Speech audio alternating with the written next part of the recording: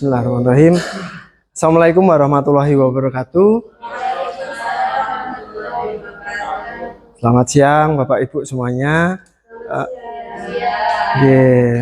Siang ini saya mau mempresentasikan rencana tindak lanjut dari program pendidikan kesehatan, aktivitas fisik dan gaya hidup sehat melalui pendidikan kebugaran. Nah, selanjutnya materi presentasi yang pertama adalah latar belakang, yang kedua adalah tujuan program, yang ketiga adalah capaian, langkah-langkah dan hasil yang diharapkan untuk tiap tujuan. Yang keempat, struktur program dan mitra dalam komunitas belajar. 5, pernyataan tentang kapasitas yang dimiliki kelas atau sekolah. 6, rencana, evaluasi dan kemungkinan tantangan. Mari kita mulai. Yang pertama adalah latar belakang. Nah, latar belakangnya pendidikan kesehatan penting untuk diimplementasikan apalagi di fase remaja, karena di fase ini pertumbuhan peserta didik berada pada fase maksimal. Melalui pendidikan kebugaran, peserta didik dapat mengukur perkembangan fisik secara pribadi, kesehatan, kebugaran, dan memanfaatkan aset yang ada di sekolah seperti aset fisik dan lingkungan. Kayak UKS, terus kita punya lingkungan yang menyatu dengan alam, banyak lingkungan yang bisa digunakan untuk pengukuran kebugaran. Nah, ini Bapak Ibu, kondisi ini dibuktikan dengan data survei pada peserta didik kelas 11 SMA 1 Bangurjo, menunjukkan adanya peserta didik, mungkin Bapak Ibu juga mengajar di kelas 11, ada peserta didik kita yang mengalami obesitas. Terus kurangnya aktivitas gerak, jarangnya peserta didik melakukan pengecekan atau pemantauan kesehatan dengan alasan takut Bapak Ibu. Nah, ini datanya. Data tentang olahraga 69,9% ini tidak terlalu sering Bapak Ibu. Jadi fasenya itu sangat kurang sekali.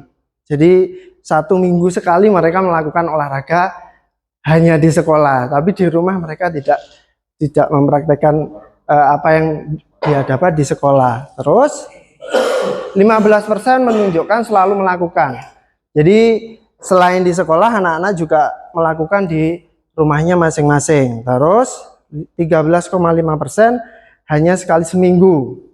Bahwa WHO sendiri itu menganjurkan untuk aktivitas olahraga itu 150 menit totalnya dalam 1 minggu. Nah, 3% ini tidak sama sekali Bapak Ibu. Jadi anak-anak cuma mengandalkan di sekolah saja. Kesehatan, nah mereka itu cenderung takut. Yang sudah melakukan pengecekan secara rutin itu 18,9%.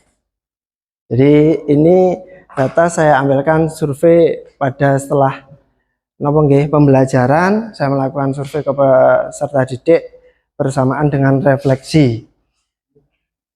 Nah, tujuan program penguatan pendidikan kesehatan, pencegahan obesitas, pencegahan penyakit tidak menular sejak remaja, dan menjadikan peserta didik SMA Negeri 1 Bangurjo menjadi generasi bugar dan sehat sepanjang hayat. Nah, ini Bapak Ibu, yang pertama adalah ini Pak, ini obesitas. Nah, penurunan tingkat obesitas capaiannya itu adalah, yang pertama adalah penurunan tingkat obesitas peserta didik yang mengalami obesitas. Langkahnya melakukan pengecekan indeks massa tubuh setiap 1 bulan sekali pada semua peserta didik. Bapak Ibu, jadi pengecekannya itu adalah, ini saya ambilkan, mohon maaf Bapak Ibu, ini mungkin kalau Bapak Ibu punya sosmed, ini langsung saya ambilkan dari sosmednya Kemenkes. Jadi rata-rata mengukur lingkar perut yang pertama, laki-laki itu ini maksimal 90 cm kalau itu, kalau laki-laki. Nah Bapak, oke, terus untuk perempuan itu 80. Oke, 80 cm itu ukurannya dari Kemenkes Bapak Ibu. Itu lingkar perutnya. Nah, ini. Jadi rumusnya berat badan Oke, oke, lanjut ya. Terus, nah ini yang kedua adalah peningkatan kebugaran peserta didik dengan melakukan peningkatan aktivitas fisik. Nah, rata-rata anak-anak kita itu belum banyak yang memahami Bapak Ibu. Kemarin ada yang pertanyaan ketika melakukan survei, Pak, ibaratnya karena banyaknya peserta didik yang membantu orang tua di ladang sama ternak. Ngarit itu apakah termasuk aktivitas fisik, Pak? Saya bilang iya, tapi bukan kategori dalam olahraga ya nak. Karena ngarit itu atau merumput itu kamu aktivitas fisik, tetap membakar kalori, tapi tidak secara terukur dan teratur. Kalau olahraga itu sudah ada aturannya, sudah ada ukurannya. Itu dari aspeknya. Jadi kita lihat orang pekerja keras, contohnya orang yang ke sawah, ke kebun itu mencangkul, secara tidak langsung mereka melakukan aktivitas fisik yang luar biasa. Tapi kalau dikatakan olahraga itu tidak sama, karena olahraga itu harus ada jadwalnya, jadwal melakukan, jadwal istirahat, itu ada semuanya. Oke, next. Nah ini yang ketiga adalah penguatan pemahaman peserta didik dalam mengonsumsi makanan dan minuman sesuai dengan kebutuhan, mengedukasi peserta didik menerapkan pola hidup sehat. Bapak Ibu, kita tahu sendiri sekarang nopo nggih, di zaman ini makanan minuman kemasan itu banyak beredar dan kita kadang tanpa menyadari mengonsumsi secara berlebihan. Nah, edukasinya seperti yang pertama adalah kebutuhan dalam sehari. Jadi konsumsi gula, konsumsi garam, konsumsi lemak itu sudah ada patokannya sebenarnya dari Kementerian Kesehatan. Dan Bapak Ibu kalau ingin menambah literasinya juga bisa mendownload di PMM, cari di bahan ajar itu Kemenkes melalui Kementerian Pendidikan bekerja sama, itu sudah ada. Mulai dari fase A sampai fase F itu ada modulnya tentang bahan ajar penguatan pendidikan kesehatan di sekolah. Jadi anak-anak saya ajarkan untuk ini loh kebutuhan sampean per hari itu gula itu maksimal itu 54 gram. Garamnya itu 2000 mg. Kalau kemarin ada yang bertanya, Pak, mie sedap ini kok ada yang 1000 lebih? Iya. Makanya mie itu sebenarnya yang bahaya itu adalah bumbunya. Batasan kita makan mie itu sebenarnya kan 1 kali sehari. Kalau 2 boleh enggak Pak? Boleh nak. Tapi main di bumbunya sampean kurangi ya. Jangan dimasukkan semuanya. Karena mie sedap itu yang goreng kandungannya 1000 lebih miligram. Itu sudah hampir mencukupi kebutuhan harian. Belum lagi toppingnya. Apalagi toppingnya kebanyakan sekarang proses food. Kayak sosis, kayak nugget itu kan makanan proses sebenarnya. Itu. Terus lemak. Nah, lemaknya ini 72 gram Bapak Ibu. Jadi anak-anak itu nopo nggih, dengan pelajaran seperti ini menambah edukasi mereka. Oh iya ya Pak, ternyata saya selama ini itu sering berlebihan Pak mengonsumsi. Contohnya kadang saya suka makan mie Pak. Terus apa toppingnya nak? Bon cabai 1 bungkus langsung Pak, langsung iya. Terus tambah apa lagi nak? Telur, bukan Pak, tapi sosis dan nugget. Nah, itu coba sosis itu dihitung yang memang ribet kalau kita belum terbiasa, tapi kalau sudah terbiasa itu kita akan enak kok Kak menerapkannya. Nah yang kedua adalah ini Bapak Ibu, informasi gizi. Jadi anak-anak saya biasakan, nak besok kalau kamu jalan-jalan masuk ke minimarket atau supermarket atau toko apapun, kalau mau membeli minuman atau makanan kemasan, yuk coba belajar membaca informasi gizinya. Contoh, Pak, susu 1 liter itu berarti kandungannya seperti ini ya. 1 liter itu yang dicantumkan itu persajian. Jadi sebenarnya kayak teh pucuk itu kan sebenarnya 2 kali saji nak. Jadi tidak boleh dikonsumsi dalam 1 kali 1 botol habis, itu tidak boleh. Karena apa? Yang dicantumkan di label makanan atau minuman itu dalam 1 kali saji. Jadi lek sampean minum 1 botol itu berarti kandungannya itu dikalikan 2 kali lipat. Itu. Jadi contoh seperti ini Bapak Ibu, membaca nilai gizi pada produk makanan atau minuman. Nah, ini bisa diterapkan karena di Indonesia ini angka diabetes pada anak-anak dan remaja itu cenderung meningkat.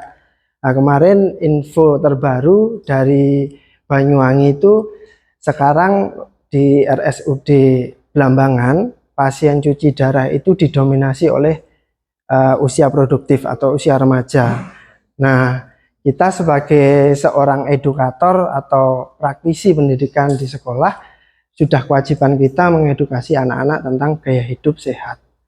Oke, saya lanjutkan ya. Nah, ini struktur programnya yang pertama adalah kepala sekolah, yang kedua adalah semua peserta didik kelas 11 dan SUM, Sains dan Sosum ya, SMA 1 Negeri Bangurjo. Yang ketiga adalah rekan guru mapel lainnya. Jadi tidak menjurus kepada satu personal saja, guru PJOK saja, tapi semua harus terlibat di sini. Yang kedua adalah guru atau pembina UKS, terus seluruh warga sekolah. Jadi bukan hanya guru dan peserta didik saja, tapi kita juga harus bekerja sama dengan ibu kantin, terus bapak-bapak pengamanan, karena tanpa mereka juga program itu tidak bisa berjalan dengan mulus. Nah, ini pernyataan tentang kapasitas yang dimiliki kelas dan sekolah. Modal fisik meliputi sarana praktek sekolah, finansial meliputi dana BOS. Yang ketiga adalah modal sosial meliputi kerjasama, hubungan yang baik antar warga sekolah. Modal politik, adanya kebijakan kepala sekolah untuk mewujudkan pembelajaran PJOK yang bermakna dan diminati oleh peserta didik. Oke, kita lanjut. Nah, ini Bapak Ibu, rencana evaluasi menganalisis output pembelajaran PJOK setelah pelaksanaan program. Yang kedua, berdasarkan hasil evaluasi, melakukan rencana tindak lanjut untuk perbaikan program ke depannya. Saya lanjut. Tantangan konsistensi pelaksanaan program karena menumbuhkan minat belajar peserta didik dengan karakter yang berbeda-beda itu tidak mudah bagi saya pribadi, Bapak Ibu. Apalagi konsistensi, contoh, nak, ayo kita setiap hari minum air putih itu berapa? Karena di Kemenkes itu sesuai usia itu sudah ada anjurannya berapa liter dalam satu hari. Nah, itu menumbuhkan rasa disiplin yang paling kecil aja kita sudah mendapatkan tantangan, apalagi program ini yang menyangkut semua warga sekolah. Mungkin Bapak Ibu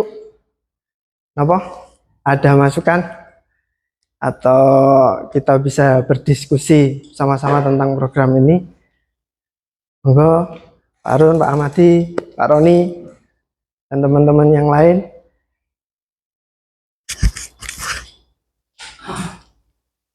Monggo.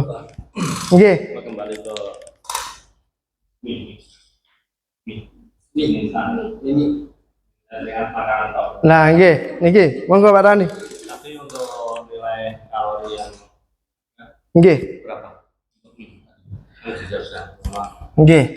Nah, kalau untuk mie itu biasanya kalorinya 450 Pak dalam satu bungkus. Tapi setiap rasa itu mie itu berbeda. Contoh nih, mie sedap dengan mie Indomie itu berbeda Pak kandungannya. Mie sedap itu kalau yang soto itu 900 sekian miligram garamnya. Tapi kalau yang goreng itu 1000 lebih Pak. Niko. Ini sifatnya pertanyaan Pak. Nggih. Terkait dengan mie tadi, kan mie instan itu ya disebut secara instan. Nggih. Nah, dan di situ banyak sekali terkandung bahan pengawet atau zat-zat kimia yang lain. Nggih. Dapatkah mungkin ketika proses memasaknya itu dengan dicampurkan atau ditambahkan, umumnya kalau di wilayah kita itu kan ditambahkan sayur, nggih, ditambahkan telur. Nggih. Dapatkah ketika ditambahkan telur atau sayur itu menetralisir kandungan racun atau zat kimia yang terkandung bahan pengawet yang terkandung dalam mie instan tersebut. Apakah nilainya itu tetap sama saja Nggih. ataukah ada? Terima kasih atas pertanyaannya. Kalau bicara tentang nilai gizinya itu yang pasti tetap kalau dari segi minyak. Mungkin ada tambahan dari mikronutrisi yang terdapat dari sayurnya itu Pak, seperti multivitamin, zinc dan lain-lain. Nah, prosesnya ketika ini pernah diterapkan oleh salah satu orang di penderita diabetes. Jadi dia itu makan mie tidak menggunakan sayur. Nah, lonjakan glukosanya itu dalam 2 jam itu langsung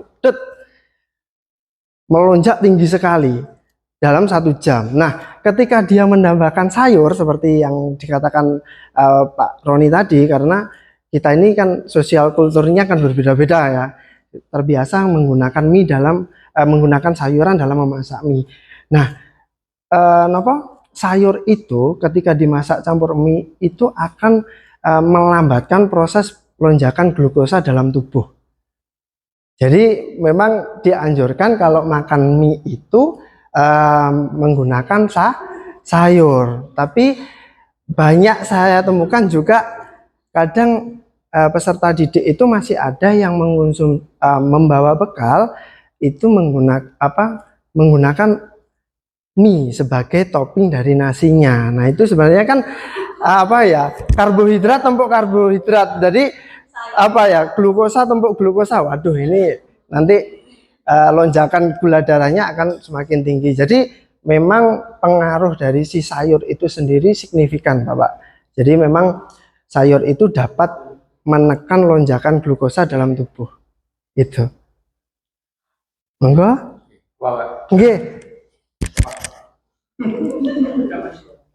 Terima kasih atas waktunya. Sedikit mungkin sesuai dengan kondisi real di lapangan bahwa sangat sulit Pak untuk saat ini kita menseleksi katakanlah karena harus banyak pihak yang terlibat terutama di dalam ini memberikan kesadaran lah ke semuanya, nggak ke anak-anak aja, dan ya ke anak yang tua ini juga. Ya termasuk saya. Yang penting kan enak gitu. Makanan nggak dipikir tentang apa nilai gizi dan lain seperti itu. Yang penting kita itu mengkonsumsi makanan itu yang penting enak. Benar. Misalkan ini di realnya anak-anak itu ini konsumsi kayak minuman-minuman perasa pengawet dan lain-lain, kayak misalkan nyebut merek sedikit Marimas, enggak apa-apa Bapak. Itu kan memang enak ya Pak, warnanya merah, hijau. Saya itu kadang komentari awakmu novani pertos dicampur karo uli. Anak itu enggak peduli Pak. Yang penting dia itu ya terjangkau harganya, murah dan enak. Itu sebuah tantangan memang. Kita itu bagaimana untuk mengkampanyekan hal-hal itu yang menekan lah, kalau nggak bisa menyetop, mengurangi lah anak-anak gitu Pak. Mungkin dari jenengan sebagai bisa menjadi leader lah di sekolah untuk mengkampanyekan itu ke anak-anak. Sehingga ada kesadaran nantinya walaupun nggak drastis, minimal ya anak-anak tahu lah, oh iya sadar, oh aku begini. Terima kasih Pak. Terima kasih Pak Harun atas kolaborasinya. Jadi memang anak-anak ini kalau langsung diputus itu tidak bisa. Sama dengan kita menyuruh orang yang rokok itu langsung berhenti, itu tidak bisa. Karena semua itu pasti ada faktornya. Mereka itu menghisap rokok itu faktornya apa? Sama dengan anak-anak juga. Mereka mengonsumsi minuman yang berasa-rasa, berwarna-warni, itu pasti. Kenapa sih nak? Penasaran Pak? Lihat di iklan. Oh rasanya enak loh Pak. Terus ada lagi yang saya kalau nggak minum ini itu rasanya badan lemes Pak. Tapi kalau minum ini, salah satu produk minuman energi contohnya, itu badan langsung enak. Terus kita olahraga, kita kegiatan di rumah itu langsung pokoknya kayak doping lah Pak gitu. Jadi ya saya sendiri Pak kadang menjelaskan juga di anak-anak. Nah coba deh kamu labelnya minuman energi itu kamu baca sedikit. Di situ kandungannya apa? Salah satunya aja kafein Pak. Nah kafein itu paling banyak ditemukan di mana, Nak? Kopi. Nah, saya kaitkan, Pak, dengan kopi. Nak, coba, kamu sering ngopi enggak? Iya, Pak. Kok kamu ngopi pakai gula enggak? Pakai, Pak. Nah, saya tanya, sekarang gula yang kamu kasih kopi atau kopi yang kamu kasih gula? Karena beda. Kalau sampean ngopi dengan gula pasti komposisinya pasti banyak kopinya. Tapi kalau gula yang kamu kasih kopi itu pasti banyak gulanya. Nah, itu tidak boleh ya, Nak. Contoh nih, kita minum es teh, tapi kita makan bakso yang memang enak. Apakah tidak boleh, Nak? Ya boleh, boleh Pak, boleh. Tapi jangan sering-sering, karena apa? Satu, tepung itu nanti kalau sudah diproses dalam tubuh jadi apa? Glukosa, Pak. Glukosa itu apa? Gula. Oke. Terus gula tebu itu kalau sudah masuk dalam tubuh apa, Nak? Fruktosa, Pak. Itu apa? Gula. Nah iya, kalau gula tumpuk gula apa jadinya? Iya ya, Pak. Nah, jadi saya nopo nggih, mau ibaratnya mulai mengkaitkan dalam program dalam pembelajaran juga itu mengkaitkan dengan kehidupan sehari-hari, dengan kenyataan kehidupan peserta didik. Makanya mereka terbuka sampai tanya, Pak, apakah berkebun itu termasuk aktivitas fisik? Terus ada lagi yang siapa yang masih punya sumur itu, karena dengan digitalisasi, Pak, pengaruh sosmed itu memang luar biasa bagi peserta didik kita. Jadi nggih. Jadi fase geraknya anak-anak itu sangat kurang sekali. Jadi saya mencoba untuk mengaitkan semua pembelajaran ini dengan kehidupan nyata, kehidupan anak-anak di rumahnya masing-masing. Nah, tujuannya juga agar mereka itu bisa mengaplikasi dari pembelajaran ini itu untuk kehidupan mereka sepanjang hayat. Ngoten. Mungkin ada Bapak Ibu yang lain? Monggo, kita santai saja. Santai saja. Nggih, monggo Bapak. Yang mana? Nggih. Saya jadi. Nggih, monggo. Nggih. Informasi ini sangat sangat bermanfaat atau bisa secara pribadi. Saya ukur tadi masih 89, jadi masih aman. Nggih. Oh, yang obesitas. Monggo. Tadi disampaikan Pak Dennis bahwa tadi ya olahraga minimal itu 150 menit per minggu. Iya, WHO sendiri menganjurkan seperti itu, Bapak. 150 menit per minggu. Nah, menurut saya ditanya, bagaimana ide panjenengan atau panjenengan dengan melihat yang aset yang sudah dengan seperti itu, aset politik, aset sosial, finansial dan lain sebagainya tadi, membuat sebuah program yang memiliki dampak positif terhadap anak-anak. Nah, dalam hal ini ya terkait dengan budaya hidup sehat. Iya, benar. Kalau kita hitung-hitungan normal saja, Bapak, ini pembelajaran di olahraga ya, pembelajaran di jalan itu sekitar 2 jam ya, 1 minggu. Iya, 3 jam. Iya, perharinya 3 jam. 3 jam, kalau dikali 45 menit, itu berapa ini? 135. Ada minus sekitar 15 menit lah. Iya, ini kan hitung-hitungan mudahnya gitu. Iya, pembelajaran olahraga itu ya. Iya. Olahraga itu dimaksimalkan, maka anak-anak sudah beraktivitas kira-kira sekitar 150 menit untuk mereka beraktivitas olahraga gitu setiap minggu. Nah, ada minus 5, ada minus 15 menit. Nah, kira-kira untuk mencukupi semua inilah tanpa kita memperhatikan sekali lagi kegiatan mereka di luar. Yang sampaikan tadi, apakah hari itu juga olahraga? Gitu, anak-anak banyak. Tanpa mempedulikan hal tersebut ini, apa kira-kira dengan sekali lagi mempertimbangkan faktor muda fisik, finansial, sosial, politik itu program yang bisa kira-kira dijalankan kita bersama tentu saja yang bisa dilakukan untuk membudayakan hidup sehat ini. Begitu, Pak. Nah, terima kasih Pak Zaini. Nah, untuk memanfaatkan modal-modal ini Bapak, jadi kemarin itu anak-anak itu sempat saya survei juga, olahraga favorit kalian itu apa. Jadi tapi mohon maaf survei itu tidak masuk di sini, tapi ada datanya. Anak-anak itu sekarang FOMO, Pak. Ya, FOMO. Jadi tren di Instagram, terus di YouTube, di di TikTok itu mereka ikutin. Bahkan anak-anak kita itu sudah luar biasa outfitnya kalau di luar sedang berolahraga. Gurunya kalah, Pak. Nah, terus apa ya? Kamu pernah nggak memanfaatkan smartwatchmu atau gadgetmu? Belum, Pak. Yuk. Jadi anak-anak itu berdasarkan survei, Pak, jalan itu menjadi favorit anak-anak, Pak. Olahraga jalan kaki, walking itu menjadi favorit anak-anak kelas 11. Itu poinnya tinggi banget. Terus nomor 2 itu adalah sepeda. Nah, kamu pernah nggak jalan itu kamu ukur? Enggak, Pak.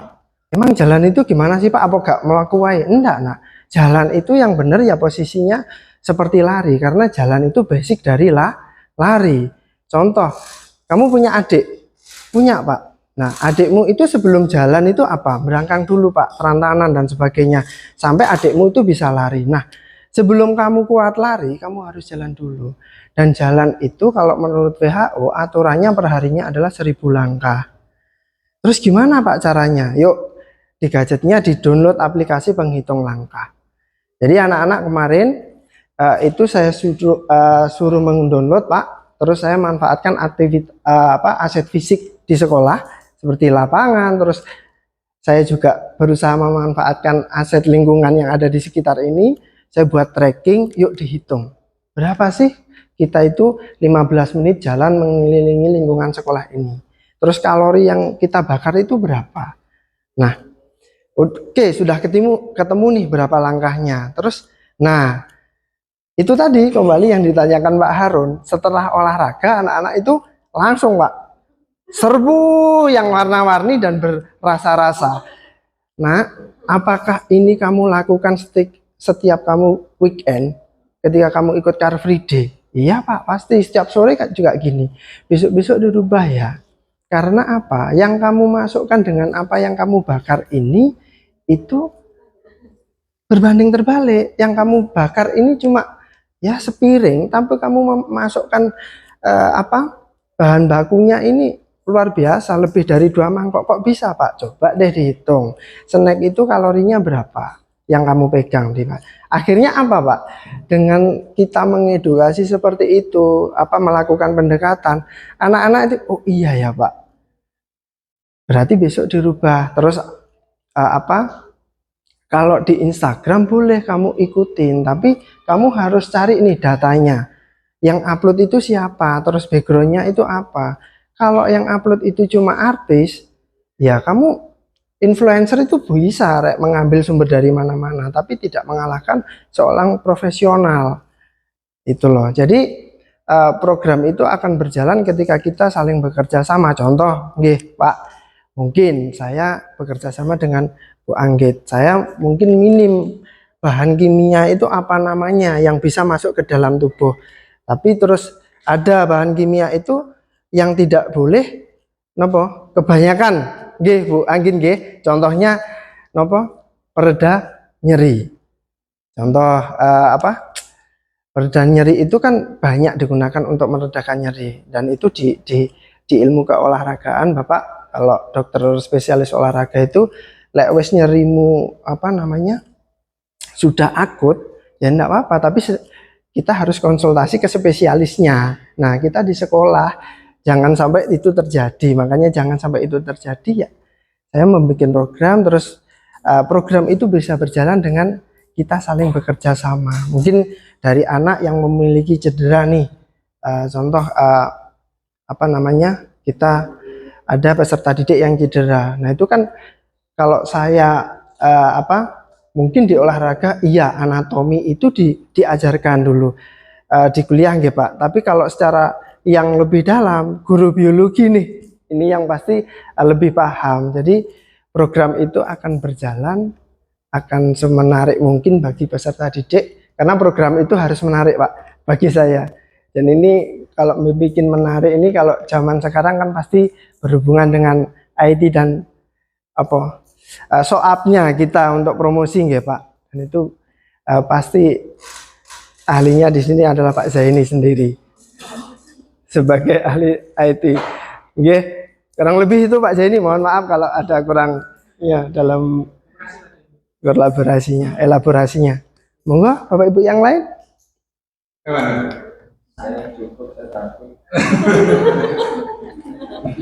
Kok bisa mati? Santai. Oke. Nah, nih. Tinggal perut. Nah.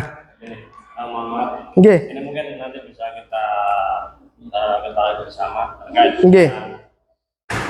ini durasi kan menentukan hasil akhir. Oke. Durasi menentukan sensasi. Ini biasanya nanti ibu-ibu, cewek-cewek. Oke. Gini, kaum Hawa atau kaum wanita itu Iya. kalau sudah bobotnya sedikit over, tingkat perutnya sedikit over, Iya. biasanya kan ingin segera mengecilkan, tetapi dengan cara yang instan. Ya, banyak. Sehingga ketika pelaksanaan atau melaksanakan olahraga Oke. itu banyak hal yang kalau menurut saya sendiri ya kurang pas. Contohnya Oke. mempeng atau sangat semangat untuk olahraga dengan diawali tanpa ada asupan kalori yang ada atau Oke. tidak makan. Oke. Tidak makan dulu tapi olahraga diforsir. Oke. Durasinya kalau umumnya katakan waktu melakukan senam misalkan Oke. bisa sampai 45 menit. Itu mungkin masih biasa kan? Iya. Tapi karena awalnya itu sudah tidak ada kalori yang masuk, Oke. tidak ada makanan yang masuk, Oke. sehingga baru katakan 20 menit itu sudah habis tenaganya. Sehingga durasi waktu melaksanakan olahraga itu jauh lebih pendek daripada ketika awal makan dulu secukupnya, Iya. baru kemudian berolahraga. Nah, ini pemahaman yang betul ini yang mana? Apa yang baik itu yang mana? Yang Oke. betul yang mana? Apakah sebelum olahraga itu ya kita makan secukupnya, Iya. kemudian berolahraga, setelah selesai ya kita tahan, nggak usah jajan cilok dan lain-lain. Oke. Intinya ya kita makan secukupnya saja. Oke. Atau kita mau diet sebelum olahraga, nggak usah makan, langsung porsir olahraga, setelah olahraga makan atau tidak sama sekali. Ini kebanyakan untuk generasi sekarang ini Oke. tidak dilakukan. Maksudnya awal nggak usah makan, Iya. langsung olahraga, setelah itu selesai juga nggak makan, sehingga durasi untuk olahraga itu hanya pendek. Yang seharusnya keringat yang dikeluarkan atau kalori yang dibakar itu, lemak yang terbakar itu bisa lebih lama, itu durasinya malah cuma sebentar. Nah ini menurut jenengan, itu yang lebih baik itu yang mana? Nah, untuk diketahui bersama. Nah, terima kasih Pak Roni. Nah, kita kalau bicara lingkar perut itu Bapak Ibu, kita itu harus melihat sebenarnya aspeknya itu. Kalau kita bedah mendalam, kita harus melihat genetik seseorang. Genetik kita itu sebenarnya ada 3 macam, yaitu kering, ibaratnya ada endomorf, mesoprof, ya. Tapi kalau bahasa kasarnya, genetik seseorang itu sudah ada kering. Kering itu biasanya ada, aku mangan opo ae kok gak lemu-lemu toh, kok gak isi-isi toh. Nah itu kering. Ada yang sedang, makan apa aja, yo sak mini-mini, baik. Perutnya ya aman, bahannya ya aman, dan semuanya aman. Ada genetiknya basah. Contoh saya sendiri ini basah. Sebenarnya saya ini genetiknya itu basah. Karena apa? Saya makan ngawur aja 1 minggu pasti sudah naik.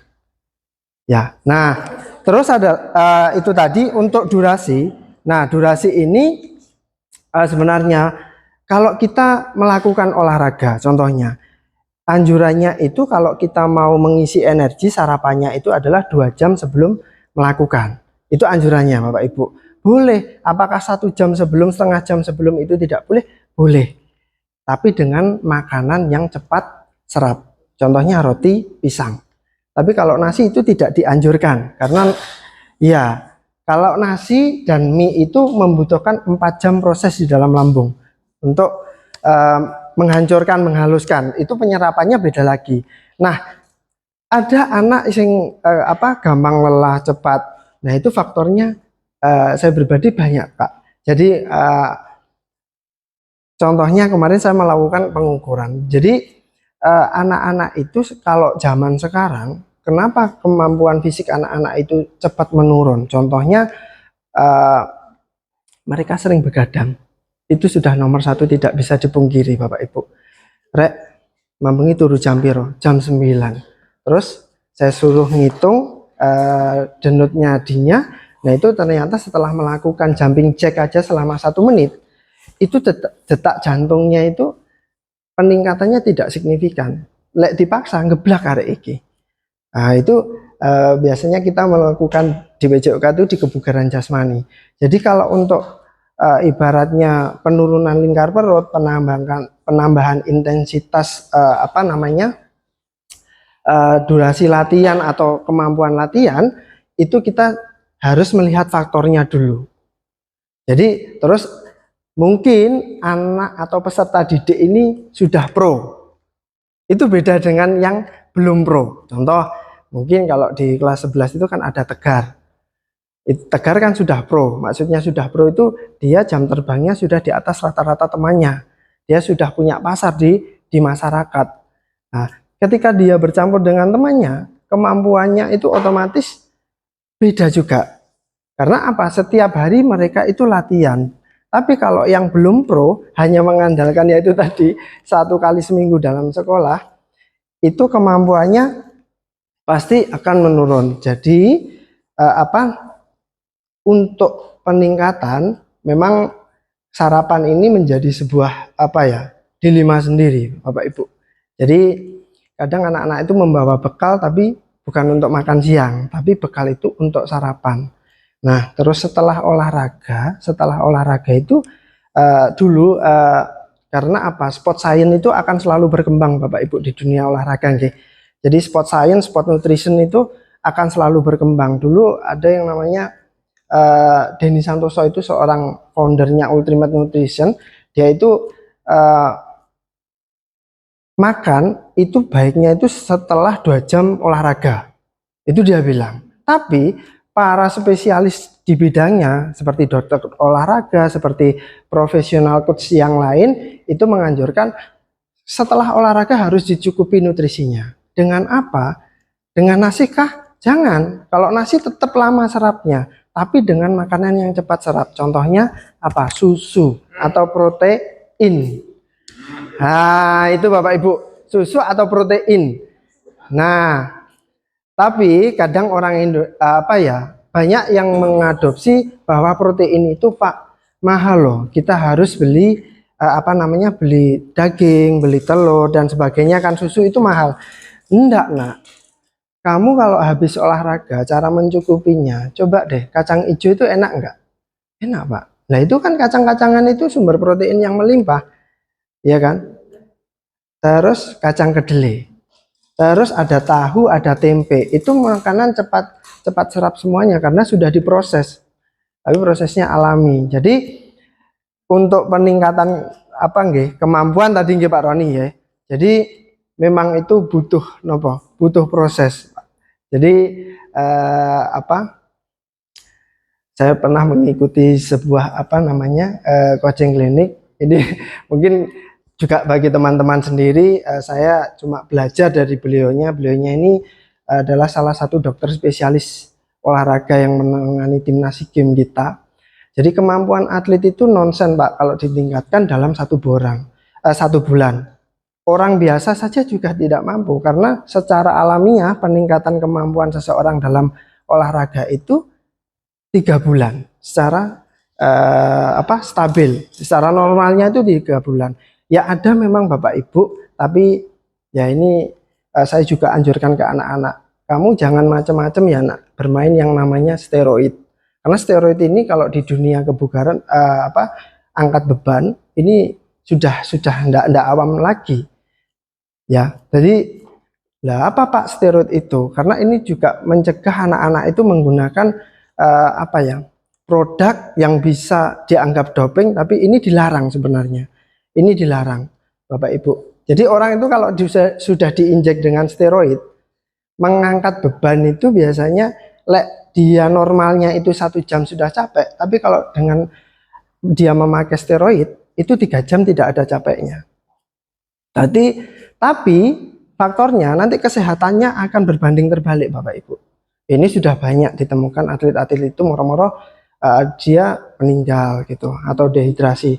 Terus ada lagi untuk pengurangan lingkar perut, benar kata Pak Roni, zaman sekarang itu anak-anak pingin instan sekali, Pak, aku undang kurun, undang sispek.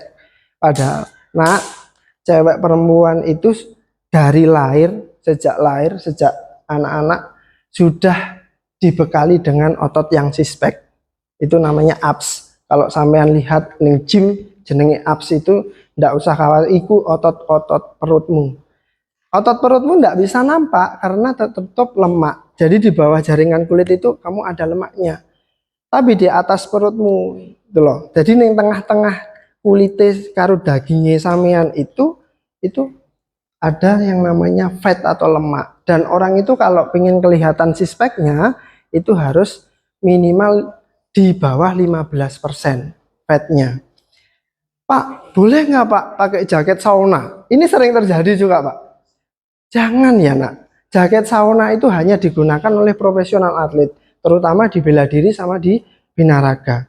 Kalau sampean tidak profesional jangan, karena ini juga berguna bagi kita semuanya, Bapak Ibu. Karena banyak saya sering melihat juga jam 12 siang berjemur pakai mantel, jangan. Itu bisa mengakibatkan namanya heat stroke. Jadi dehidrasi yang berlebihan. Dan itu bahaya sekali. Makanya kita merubah stigma yang salah, membenarkan kepada peserta didik, merubah cara pandang mereka. Itu tidak digunakan sembarangan. Mungkin kalau sampean atlet mau tanding bobotmu kakean, ya kamu mungkin disuruh sauna. Karena itu impactnya cepat, tapi bukan lemakmu yang dibakar, nak, tapi kadar airmu yang dikuras habis. Itu loh. Jadi pembakaran lemak itu ketika kamu olahraga 30 menit itu kalori kamu dulu yang dibakar. Tapi kalau kamu ngantuk toh, iya Pak, lemes toh, iya. Motivasimu dalam dirimu tingkatkan. Sebenarnya energimu itu ada. Nah, selanjutnya 45 menit ke atas baru fat kamu yang dibakar. Nah, agar kamu fatnya itu kurang, tidak bertambah lagi setelah olahraga, makmumnya dijaga. Gitu. Jadi mungkin lebih saya ringkaskan kalau peningkatan latihan itu pasti faktor istirahat, recovery-nya, terus pola makannya, terus sistem latihannya itu terukur dan teraturnya itu lebih diperhatikan. Itu aja sih Pak. Mungkin yang lain sudah cukup nggih? Nggih, terima kasih Bapak Ibu atas atensinya, terus supportnya kepada program-program yang berusaha kami buat untuk rencana tindak lanjut. Saya pribadi terima kasih banyak. Saya juga mohon maaf apabila dalam presentasi ini banyak kekurangan dalam PPT saya, dalam penyampaian ataupun dalam elaborasi dan kolaborasi saya dengan teman-teman. Saya mohon maaf. Sekian nggih, saya akhiri. Terima kasih. Wassalamualaikum warahmatullahi wabarakatuh.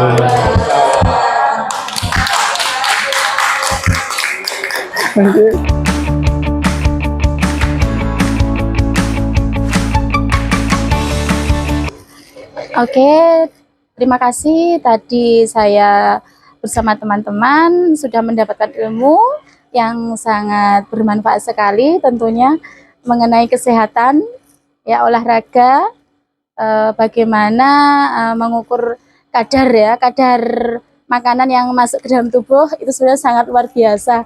Dan itu juga karena saya juga ada anak 2 yang dalam masa pertumbuhan, itu sebenarnya sangat bermanfaat sekali. Terima kasih Pak Denny. Dan untuk